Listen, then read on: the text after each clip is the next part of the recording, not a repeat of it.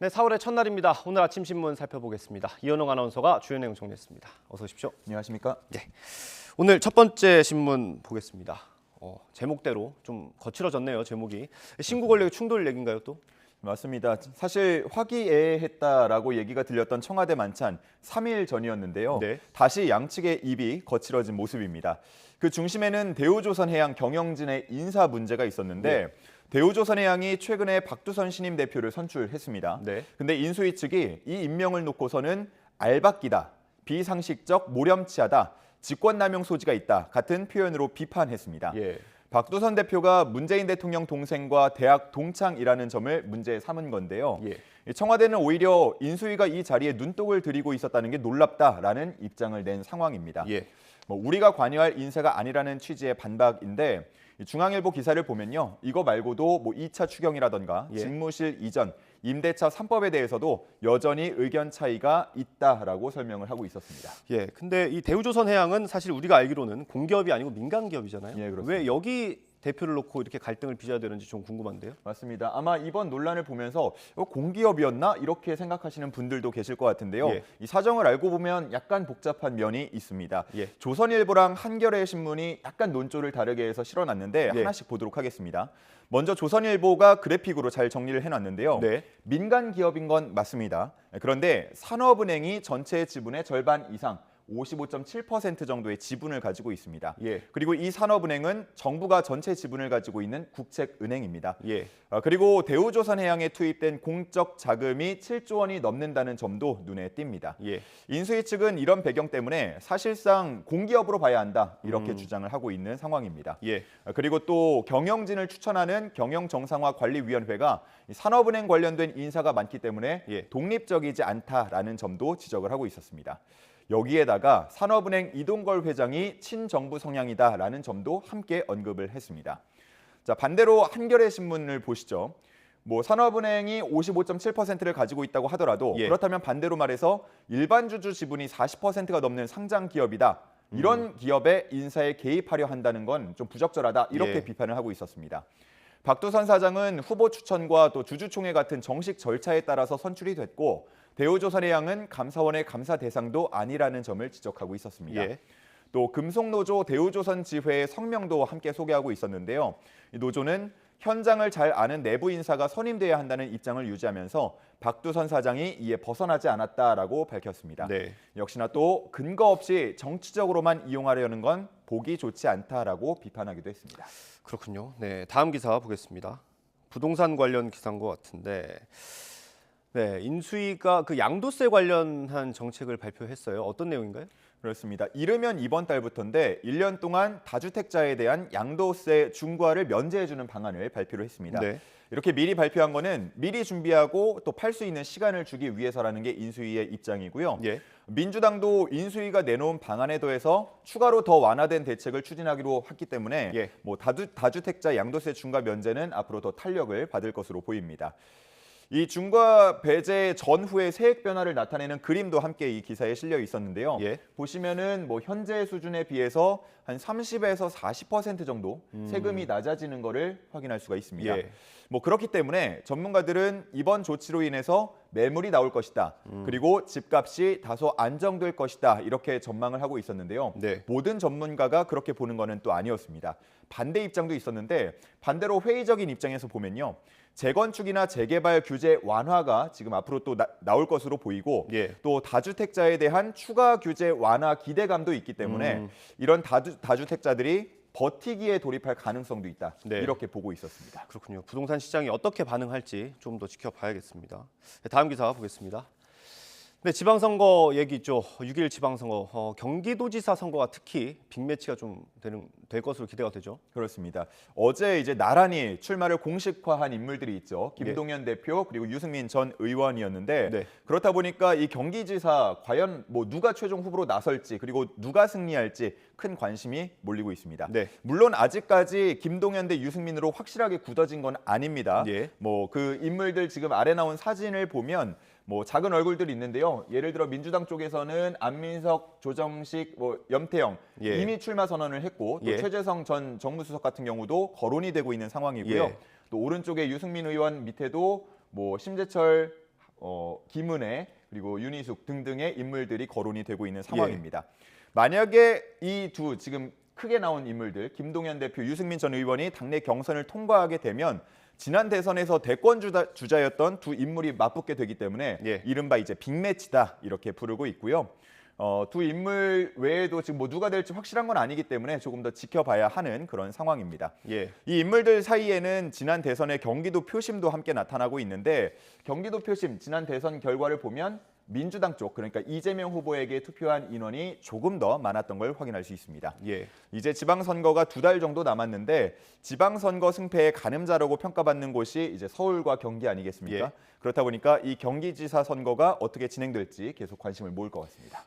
뭐 방금 말씀하셨는데 서울시장도 사실 궁금합니다. 지금 민주당에서 송영길 전 대표가 나오냐 마냐 얘기가 있는데 그렇습니다. 당내 분위기는 좀 어떤지 기사 있을까요? 네, 다음 기사 보면서 설명을 드리겠습니다. 아래쪽에 있는 기사인데요.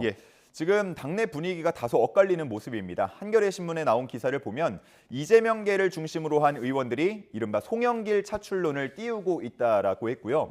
반대로 또 당내에서는 서울 지역 의원 20여 명이 긴급 회동을 열었다고 합니다. 그래서 송영길 차출론에 대한 불만과 우려를 나타내면서 이 새 인물을 발굴할 필요성에 대한 얘기를 함께 나눴다고 합니다. 그동안 송 전 대표는 좀 다소 모호한 입장을 밝혀왔는데 선거에 나오기 위해서는 4월 2일 그러니까 내일까지는 서울로 주소지를 이전해야 하는 상황입니다.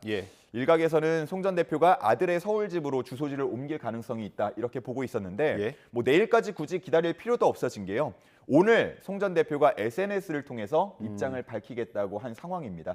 뭐 지금 제가 들어오기 전까지 보니까 아직은 나오지 않고 있는데 뭐 오늘 중에 밝히겠다고 했으니까 조금만 더 기다려 보시면 될 것 같습니다. 그러게요. 나오는 대로 저희가 정리해서 전해드리도록 하고요. 다음 기사 보겠습니다. 네, 박범계 법무부 장관의 수사지휘권이 오늘 또 기사에 많이 나왔더라고요. 맞습니다. 이 내용이 조금 복잡할 수도 있을 것 같은데 설명을 좀 해주시죠. 이 한동훈 사법연수원 부원장의 검언유착 의혹 사건 그리고 윤석열 당선인 처가와 관련한 도이치모터스 주가 조작 의혹 사건에 대해서 검찰총장의 수사지휘권을 원상 회복하는 방안을 검토했다라는 내용인데 그러니까 이게 좀 거슬러 올라가야 됩니다. 추미애 전 장관 시절인데요. 윤석열 당시 검찰총장이 아무래도 이 두 사건과 연관성이 있다. 뭐 친분이 있기도 하고요. 처가기도 하니까요. 연관성이 있다라고 해서 검찰총장의 수사 지휘 권한을 배제한 바 있습니다. 수사 지휘를 못하도록 했는데 이걸 그렇죠. 다시 복원하기 위한 수사 지휘권을 발동하냐 마냐 이 상태였던 그렇습니다. 거죠. 그게 당시에 이제 윤석열이라는 인물에 대해서 한 게 아니고 검찰총장이란 직위에 대해서 한 거기 때문에 이 직위에 대해서 지금 검찰총장은 바뀌었지만 다시 나설 필요가 있다라는 거고요. 근데 이 조치에 대해서 법조계와 야권의 반발이 있었고 또 심지어는 친정부 검사들까지 만류에 나섰다고 합니다. 그래서 결국은 현재로서는 논의가 중단된 상태라고 합니다. 이 김호수 총장이 취임한 게 10개월이 지났는데 이제 와서 갑자기 검찰총장 지휘권을 복원하려고 하는 게 이게 타이밍이 적절하냐 뭐 이런 얘기가 지금 나오고 있는 거고요. 한동훈 부원장을 이제 피의자 신분으로 묶어서 요직에 앞으로 기용되는 걸 막으려고 하는 거 아니냐라는 추측도 함께 나오고 있는 상황이라고 합니다. 뭐 이에 대해서 박범계 장관은 대선이 있었다 보니까 대선 전에는 어떤 식으로도 영향을 미칠 수 있기 때문에 이걸 그냥 대선 후로 미뤄둔 것뿐이다 이렇게 지금 답변을 한 상황이고요. 당장은 논의가 중단이 됐지만 박범계 장관은 앞으로 더 협조를 구하겠다라는 취지의 발언을 했기 때문에 여지가 조금은 남아있다라고 기사에서 설명하고 있었습니다. 네, 그렇군요. 다음 코로나19 관련 기사 보겠습니다. 오늘 오전에 이제 새롭게 적용된 거리두기 지침이 나올 텐데 대략 윤곽은 나온 것 같아요. 그렇습니다. 지금 제목에서 보시는 것처럼 뭐 거리두기 사적 모임 인원은 10인 그리고 영업시간 제한은 자정까지로 가닥이 잡힌 것 같습니다. 2주 동안 적용될 예정이고요. 그런데 이제 인수위 측에서는 계속해서 영업시간 완전 해제를 얘기하고 있지 않습니까? 이거는 이제 2주 뒤에 적용될 가능성이 크다 이렇게 신문은 보고 있었습니다. 근데 제목 뒤에를 더 보시면요. 3월 코로나 사망자 수가 암을 앞질렀다라는 내용도 있는데 이 신문에 나온 그래프를 함께 보시죠. 집계가 시작된 1995년 이후 월간 기준 특정 사망 원인으로 8,000명 넘게 숨진 건 이제 올해 3월 코로나로 인한 게 처음이라고 합니다.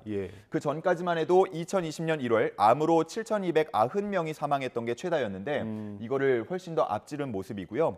신문에서는 이 8,100명대 외에도 더 많아질 가능성이 있다라고 얘기를 하는데요. 저희가 전에도 한번 짚어드렸는데 초과 사망자라는 게 있지 않습니까?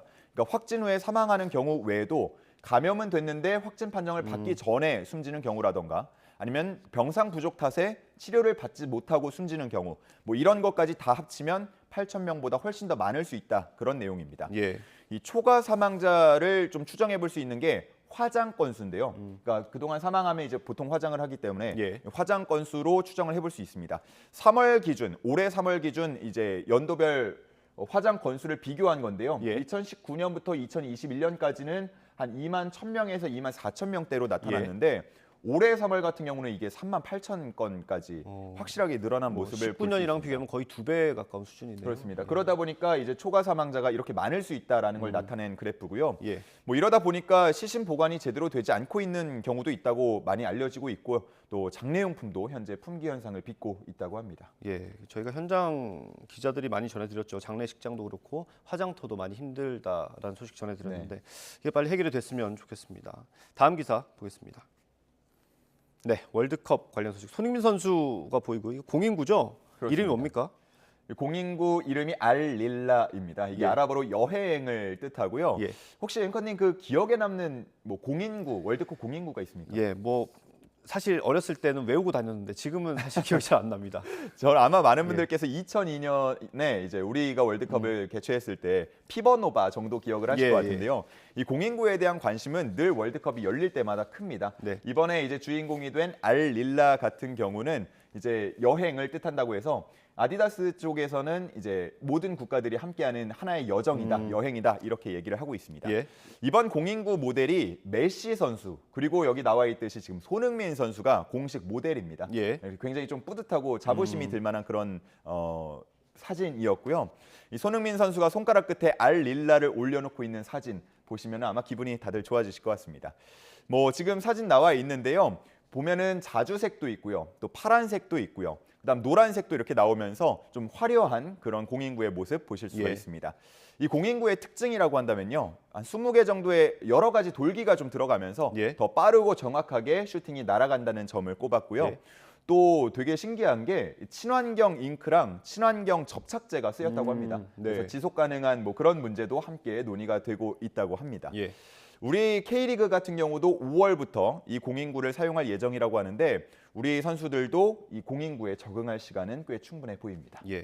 이 공인구에 들어가는 이런 기술들이 사실 경기력을 끌어올리는 데 많이 영향을 주잖아요. 그렇습니다. 재밌는 경기도 많이 나왔으면 좋겠고. 보통은 이제 공격수들이 좋아할 만한 방향으로 항상 그렇죠. 바뀌더라고요. 골키퍼는 좀 곤혹스럽고. 골키퍼들이 힘들 것 같습니다. 예. 그리고 이제 내일 새벽이죠. 내일 새벽에 조추첨이 있으니까 그 결과도 함께 지켜보시면 좋을 것 네, 같습니다. 새벽 1시입니다. 예. 마지막 기사 보겠습니다. 네, 오른쪽 위에 있는 사진이네요. 아주 어제 특별한 결혼식이 있었죠. 그렇습니다. 배우 현빈 씨와 손예진 씨가 어제 결혼식을 열었습니다. 예. 조금 과장해서 표현한 기사들은 보면은 뭐 세기의 결혼식이다까지 얘기를 하고 있던데 대부분 이제 두 사람의 본격적인 만남 계기가 됐던 게 이제 아무래도 사랑의 불시착이라는 드라마다 보니까 네. 이 드라마 제목을 인용해서 사랑의 안착이다 혹은 결혼에는 잘 도착했다 뭐 이런 식으로 기사를 썼습니다. 결혼식은 어제 오후 4시에 있었는데요. 예. 평일 오후 4시에 진행되는 결혼식이라고 하니까 확실하게 이게 평범하진 않았다. 그렇습니다. 예, 뭐 이렇게 예. 볼 수가 있겠고요. 비공개로 진행이 됐고 양가 부모와 지인들만 모여서 진행을 했다고 합니다. 사회자는 결혼식 사회는 이제 박경림 씨가 네. 맡았다고 하고요. 배우 장동건 씨가 축사를 했고 가수 거미 씨와 김범수 씨가 축가를 불러줬다고 합니다. 네. 이렇게 2년간의 교제를 마치고 이제는 부부로서 첫걸음을 함께 하게 됐는데 앞으로 좀 행복했으면 좋겠고요. 예. 그리고 연기로도 계속 좋은 작품 또 나서줬으면 좋겠다는 생각도 듭니다. 네. 오늘 말씀은 여기까지 정리하겠습니다. 고생하셨습니다. 감사합니다.